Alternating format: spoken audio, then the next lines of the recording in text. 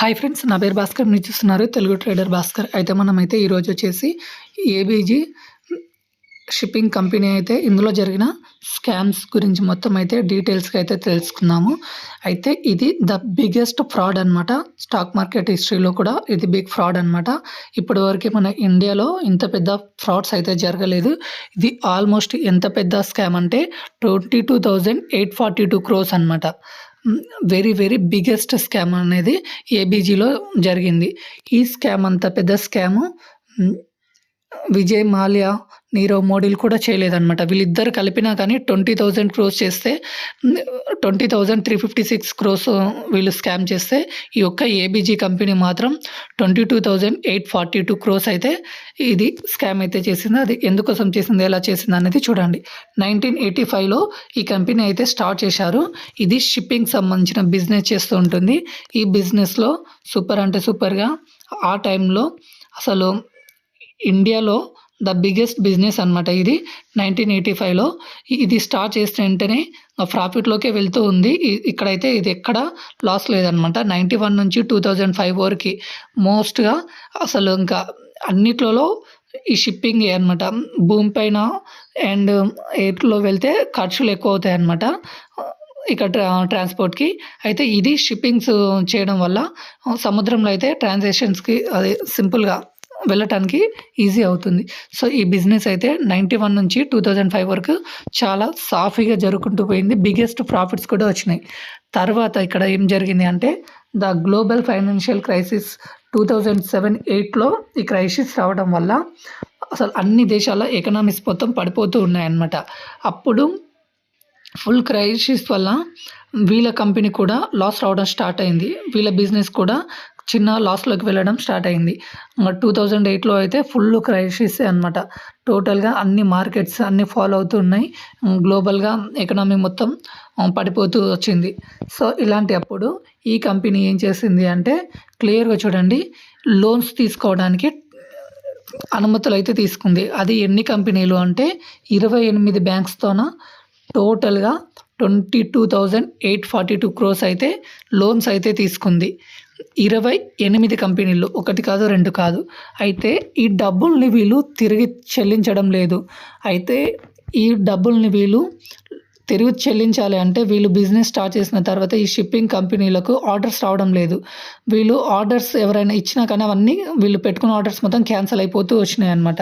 ఇలా కావడం వల్ల వీళ్ళు ఐసిఐసిఐ బ్యాంక్ నుంచి 7,089 క్రోర్స్, ఐడిబిఐ నుంచి 3,639 క్రోర్స్, ఎస్బీఐ నుంచి 2,925 క్రోర్స్, ఇలా టోటల్గా ఈ బ్యాంక్స్ నుంచి అయితే ఇన్ని అప్పులు అయితే చేయడం స్టార్ట్ చేశారనమాట. అయితే ఈ బ్యాంకులలో అత్యధికంగా 5 గవర్నమెంట్ సెక్టర్ బ్యాంక్సే ఎక్కువ ఉన్నాయన్నమాట. ఓన్లీ ఐసిఐసిఐ మినహాయిస్తే ఇక్కడ మిగతావన్నీ మ్యాక్సిమం గవర్నమెంట్ సెక్టర్కి సంబంధించిన బ్యాంకుల్లో వీళ్ళు ఎక్కువ అయితే అప్పులు అయితే చేయడం జరిగింది. అది చిన్న చిన్న బ్యాంకులో నుంచి కూడా 3,000 కోట్లు అయితే వీళ్ళైతే స్కామ్ అయితే చేయడం జరిగింది. ఈ స్కామ్స్ మొత్తాన్ని అసలు ఎలా బయటపడ్డాయి అంటే మనకి 2000 ఐ థింక్ ఎక్కడ 2019లో ఎస్బీఐ ఈ స్కామ్స్ని కనిపెట్టడం జరిగింది అనమాట. ఇందులో స్కామ్స్ జరుగుతున్నాయి, వీళ్ళు మనకి కట్టడం లేదు, వడ్డీలు కట్టడం లేదు అని చెప్పి ఎస్బీఐ పోలీస్ స్టేషన్లో కంప్లైంట్ ఇవ్వడానికి ట్రై చేసింది. అంటే ఇందులో వీళ్ళు లోన్స్ మొత్తం తీసుకున్నారు కదా, ఈ లోన్స్ మొత్తం ఆపరేటింగ్స్ కాకుండా బ్యాంక్ మేనేజర్స్ ఉంటారు కదా, కొన్ని బ్యాంకుల సిఇఓస్తో కుమ్మక్కయ్యి స్కామ్స్ అయితే చేయడం స్టార్ట్ చేశారనమాట, చిన్న చిన్న వాటితో కాకుండా. దీని 2019లో ఈ ఎస్బీఐ వాళ్ళు దీన్ని గుర్తించి వీళ్ళు ఇంకా కట్టలేకపోతున్నారు, మనకి స్కామ్ చేస్తున్నారు అని చెప్పి ఇదైతే కంప్లైంట్ అయితే ఇవ్వడం జరిగింది ఎస్బీఐ బ్యాంకు. ఈ ఎస్బీఐ బ్యాంక్ని కంప్లైంట్ని వాళ్ళు పోలీసులు టేకప్ తీసుకొని దీని కంప్లైంట్ తీసుకున్న తర్వాత దీన్ని ఎప్పుడు 2019లో ఇస్తే 2022లో ఫిబ్రవరి 7న ఈ స్కామ్ని అయితే కనిపెట్టడం జరిగింది. అంటే ఈ స్కామ్ని కనిపెట్టడానికి వీళ్ళకి ఆల్మోస్ట్ 3 ఇయర్స్ కన్నా ఎక్కువనే అయిందనమాట. వీటిలో ఇమ్మీడియట్గా సిబిఐ వచ్చి రైడ్ చేయదు కదా, వాటిలో ఉన్న లోపాలు మొత్తం గుర్తించడానికి 2022.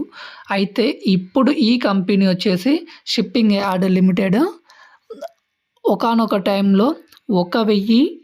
1022 ఉన్న షేర్ ప్రైస్ వచ్చేసి ఇప్పుడు ఓన్లీ రూ. 1.40 అయితే రన్ అవుతూ ఉంది ఈ కంపెనీ షేర్ వచ్చేసి. ఇప్పుడు ఈ కంపెనీలో ఇన్వెస్ట్ చేయొచ్చా అంటే ఇన్వెస్ట్ చేయకూడదు అసలు. కాకపోతే ఇందులో అయితే స్కామ్ అయితే జరిగింది కదా, ఆ స్కామ్ ఏంటో మీకు క్లియర్గా ఎక్స్ప్లెయిన్ చేయాలన్న ఉద్దేశంతోనే చేశానన్నమాట.